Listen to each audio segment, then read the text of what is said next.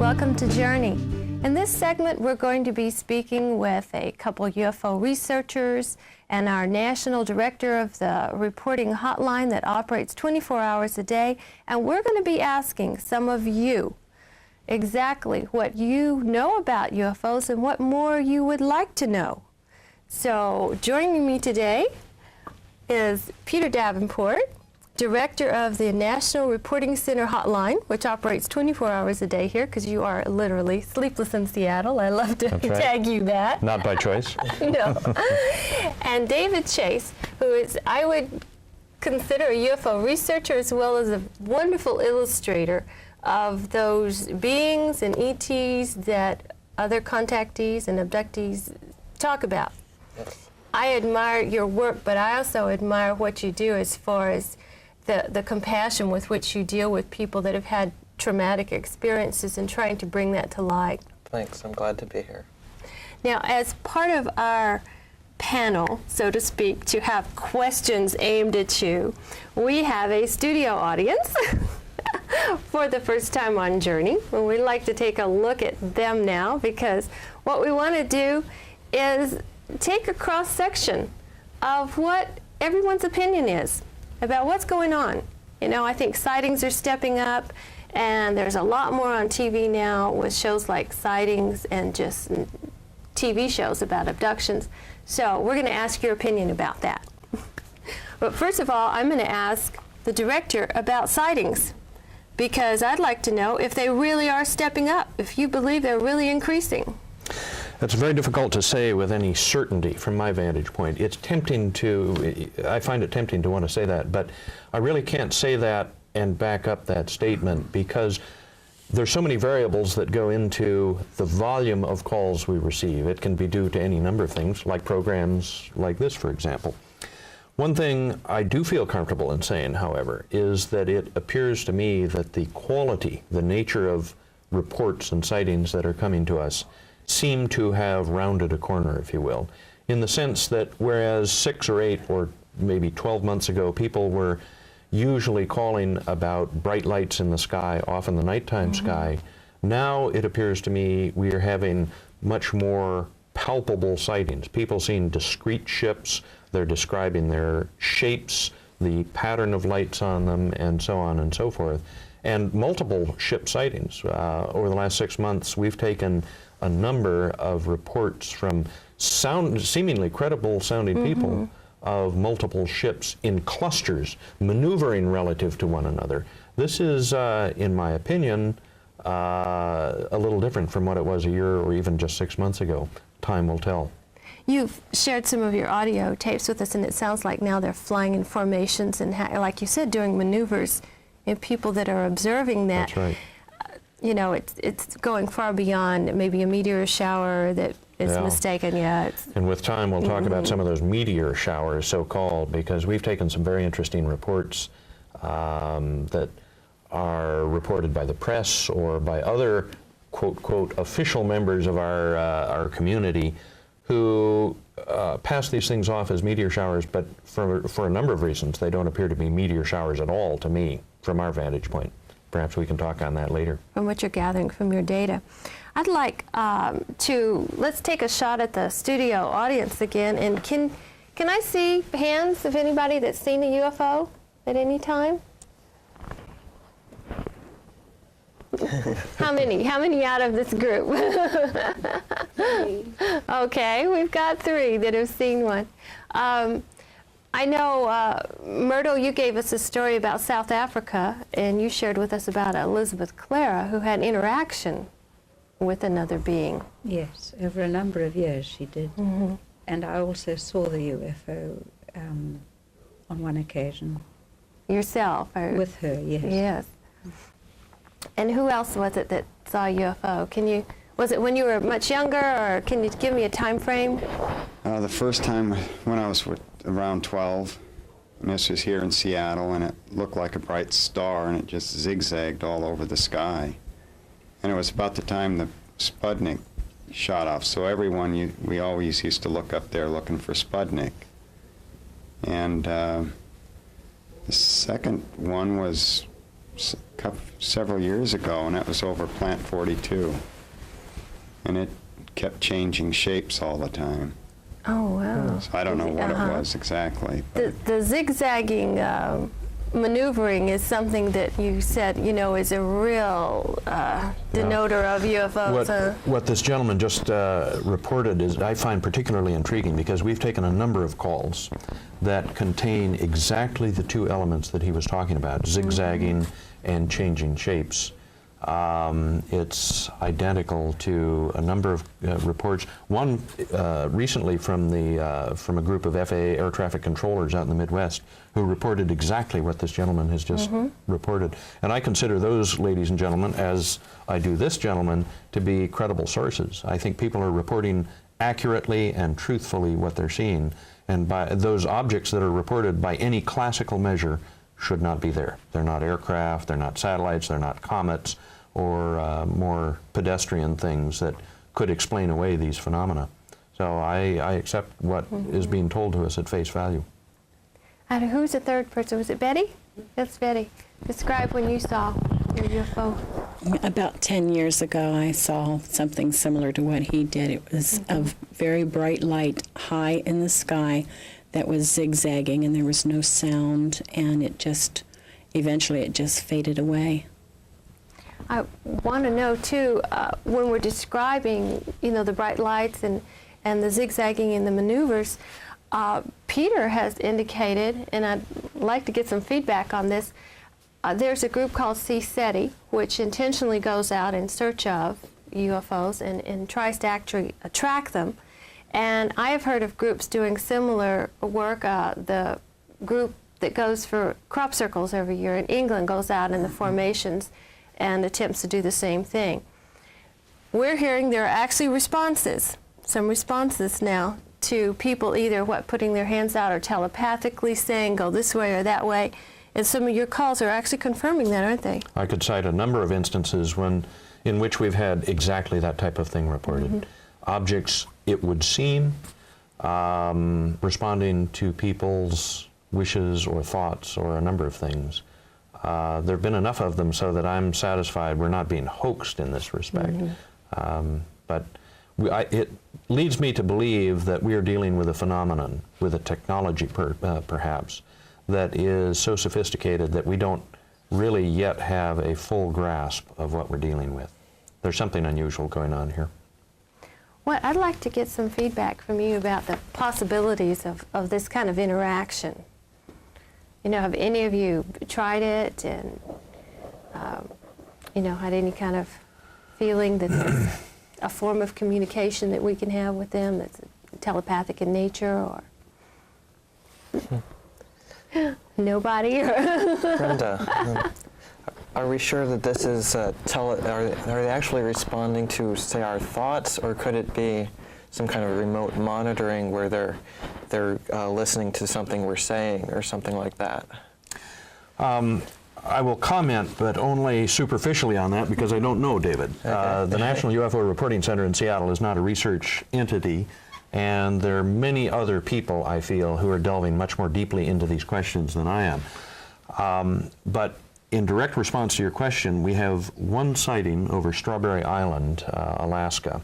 A group of young people on a fishing boat anchored near Strawberry Island, which is up in southeast Alaska, were standing looking at an immense light in the night sky, and interestingly, the only woman aboard came out on deck and saw this, and she said, "I believe I can move that just with my thoughts."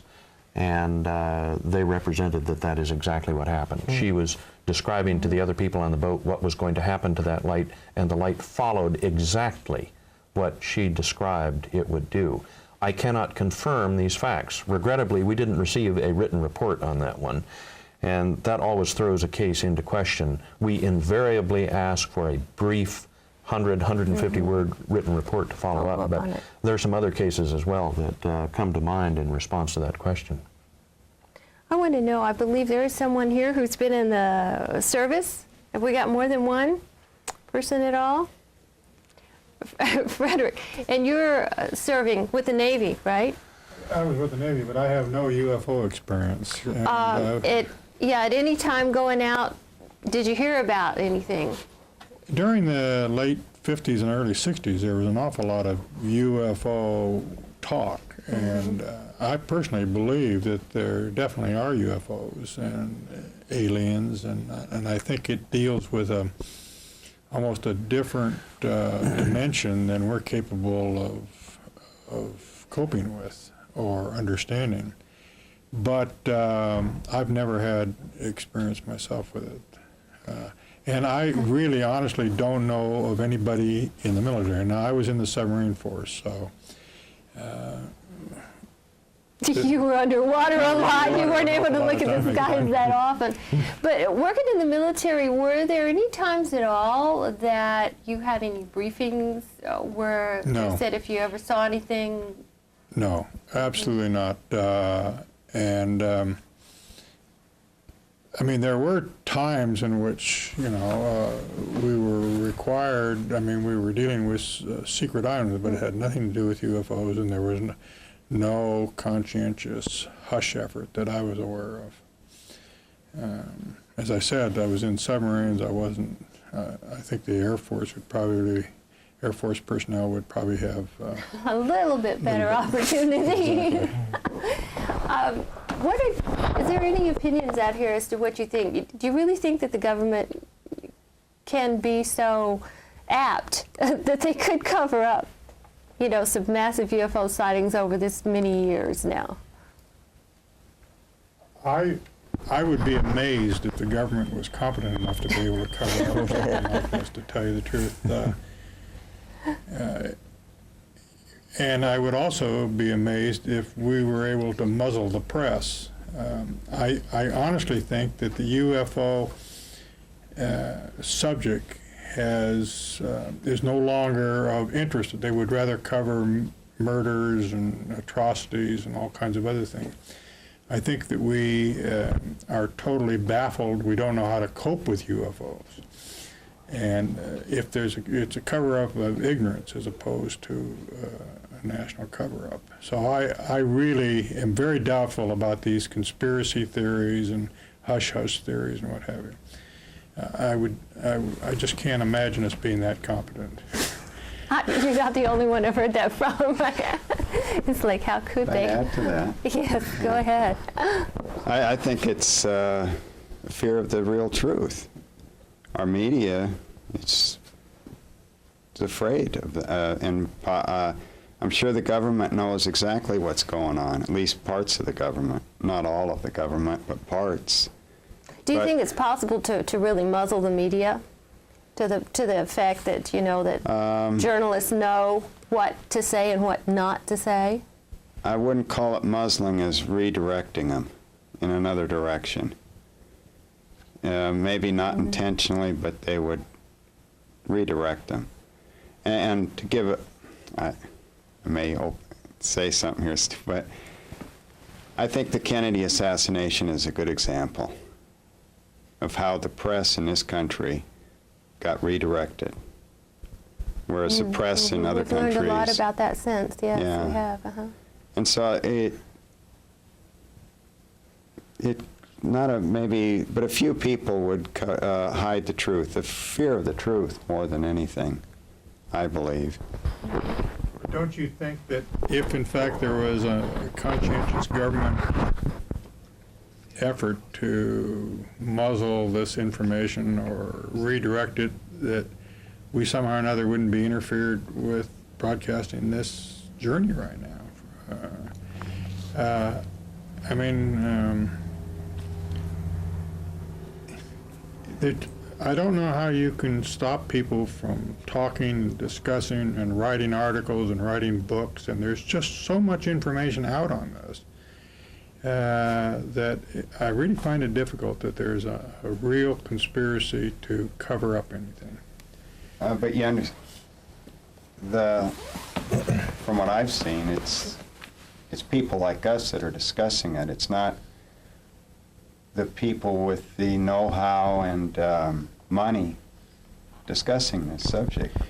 True scientists, research centers. But I've been associated with Peter Davenport while he was with setting up the UFO reporting computer program. And the people that were reporting were very, I thought, up and up people. I mean, we're talking airline pilots, we're talking police chief, we're talking mayors, we're talking people that are community leaders. Right. We're not talking a bunch of kooks. And these were being reported, and there was all kinds of follow-ups with interesting reports and diagrams and all kinds of things like this. And My objection is, why isn't NASA publicly debating this subject? because I think there was part of this. I think there was part of this type of debate. And I think it's an old issue now. It's not something that is newsworthy. I think that individual local TV stations, when something happens, they will report it. I think you can find reports in the paper. But I think that, quite frankly, people don't understand it, and they hate to appear stupid. Oh, yeah. You know, and we are stupid on this subject. As Peter said earlier, there's an awful lot we don't understand. And I think that we're dealing with a different level of intelligence and even a different dimension. So what are we going to do? Do you think it's fear? Partially. I think most of it, people don't like to admit that they don't understand something, that they're ignorant about something. The press likes to, in my opinion, hone in and give people a pat answer. And I don't think we have a pat answer at this point. Oh, no. Yeah. How many of the rest of the audience believes that that if we were confronted today, you know, with a landing, so to speak, that would really instill fear in a lot of people? Are you, as representative of some of the public, able to cope with that? What would you do? What would you do? Do you think it would instantaneously just panic you, or are we the Star Trek generation that could walk up and say, "Oh, gee, hey, Ferengi," you know, and handle that? Well, I've noticed that the media seems to have prepared me a lot. Mm-hmm. Let's say it would be reptilian aliens. There seems to be a lot of reptiles. In fact, a lot more than when I was growing up. You know, if you watch a cartoon, they're all kind of Ninja Turtles, and you know, so and then there was that V show, you know, with reptiles. So we're seeing all kinds. Mm-hmm. I think the media, though, portrays it from a fear-based perspective. So I think there would be more fear in people than ordinarily. I mean, if you watch, you know, X-Files, everything that's kind of occult or spaceship-oriented comes from the dark side. But me personally, I've had friends who say they've had abductions and they've come out really positive, you know. So I guess for myself, there'd be less fear because I've known people who've had their lives turned around, you know, as opposed to the media, which doesn't come from kind of a higher perspective. Could I comment on a couple of these? We've had some very good comments here, and I'd like to comment on a few things. One is the issue of the cover-up, government cover-up. I come down on the side, I suspect that the government is concealing things from the American public with respect to the UFO phenomenon. Now, this was a very good comment. The government is a very general, very broad, large community of diverse people with different ideas and so on and so forth. It's very, very difficult to keep a secret, particularly in a bureaucratic structure. However, I would counter that very good comment by citing the fact that, for example, in the submarine corps, there are things that take place that we never hear about. It's called the silent service for good reason. And I'm sure that there are things that took place 20, 30, 50, however many years ago about which the public knows nothing, and those are secrets that will remain secrets for a good long time. With regard to the press, I'd like to address the press because we have, at the National UFO Reporting Center, we have a great deal of exposure to the press. We're constantly getting calls from members of the press and citizens and school kids and so on requesting information on UFOs and on our entity and services as well. One of the things I observe, and this fascinates me, there could be a number of PhD dissertations done on this subject that would be fascinating, but one of the things that we see, and it is clear-cut, this is unmistakable from my vantage point on the hotline, with regard to local press, they cannot get enough information. They're constantly clamoring for information, sightings in their areas, and all sorts of related information. However, when it comes to the national press, and the wire services in particular, thank you, they're not interested. All ufologists, everybody interested in this field is a kook. And consequently, there is a sharp schism between local press and national press. I see no reason for that unless there's some concerted, organized decision or effort or whatever it may be that would give rise to that phenomenon. I don't know what David has seen, but that's been my observation on the hotline. It's possible that there was a disinformation campaign to kind of make the phenomenon look like this is just tabloid stuff, and so the national media has gotten that impression, and it's kind of taboo in that way. If I could add one thing to this. We recently had a number of cases reported to the hotline. This was the 17th of November, 1995, Friday night. The UFO hotline in Seattle started lighting up like a Christmas tree. And we started taking reports from all sorts of people up and down the East Coast, and as well from commercial airline pilots who were out over the Atlantic reporting an object that went by them seemingly at hypersonic velocities. Well, I spent 3 weeks trying to get some wire services to listen to just 2 minutes of tape-recorded reports that had come into us from the FAA and a U.S. Air Force facility. They said they were not interested. Even if I were to take the tapes down to their offices and play them during a coffee break, they were not interested in listening to them. I see no reason for that. It seems to me, in view of the interest we see on the part of the general American public, and in other countries as well. This phenomenon is not limited to this country, as David well knows, I think. I find it very unusual that members of what I call the downtown press, that is the corporate press, are so actively disinterested in even considering evidence. There's something wrong there, in my opinion. Well, I'd like to make one comment. Or I'd like to go ahead.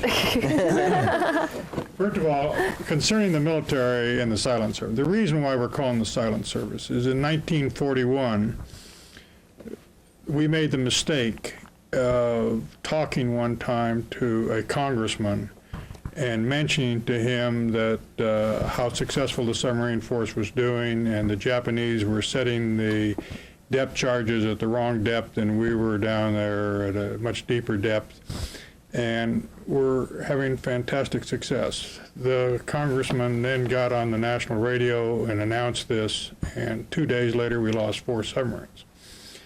Relative to military secrets, we're not interested in broadcasting anything, and we never will be. However, I remember quite clearly in the 50s and 60s when UFOs first got going, it was covered all the time. Mm-hmm. But I think that the reason why the national presses are not picking this up anymore is there, as you well know, David, there are some reports that are kooky reports. That's true. And there are some real reports.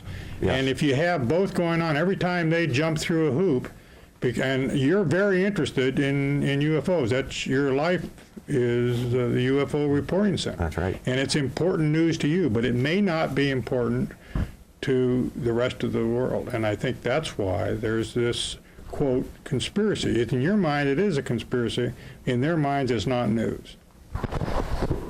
What do we say about other countries, for instance, Mexico City, Peru, Puerto Rico, South America, having phenomenal sightings on their 60 Minutes every evening, 6 o'clock news? In Mexico, it's much better covered than it is here. And of course, they have sightings, videotapes of what appear to be, craft. You can see a shadow underneath and a silvery reflective surface, and that goes right on the news. And then I've even heard that there's interested in the universities down there. But here, the establishment just doesn't allow that.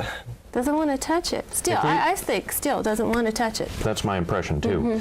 There are secrets kept by government, and the important secrets are kept very effectively.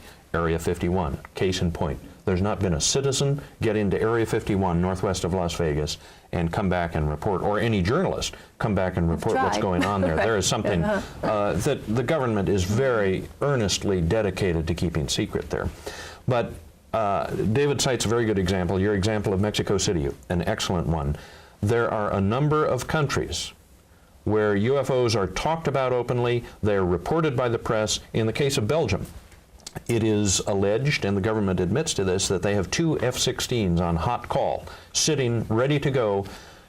If a UFO is reported, they are launched immediately, ostensibly to get as good a photograph of these objects as they possibly can.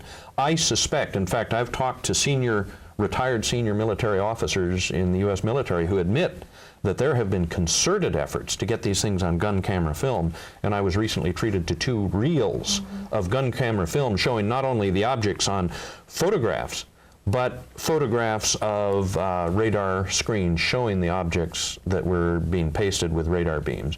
I think something's going on. I think it's a lamentable fact that in a country that purports to being dedicated to the principle of free speech and open discussion of these issues, that our government is, they may not be lying to us. That's a pretty harsh term. But I do believe that they are actively dissuading the American public from actively addressing the issue of UFOs and finding out, getting to the bottom of it. And we have a plan through the UFO Center to try to resolve this. Perhaps we can talk about that at a later date. But we've come up with a means for eliminating the human observer, which I know is probably the weakest link in the chain, and we'll be dealing with that in the future. We're going to continue with yet another segment and have an opportunity to explore some more questions. For this time, it's up, sadly to say. What I want to do is to invite you to write your congressman and ask about the UFO cover-up. And enjoy your journey until next time.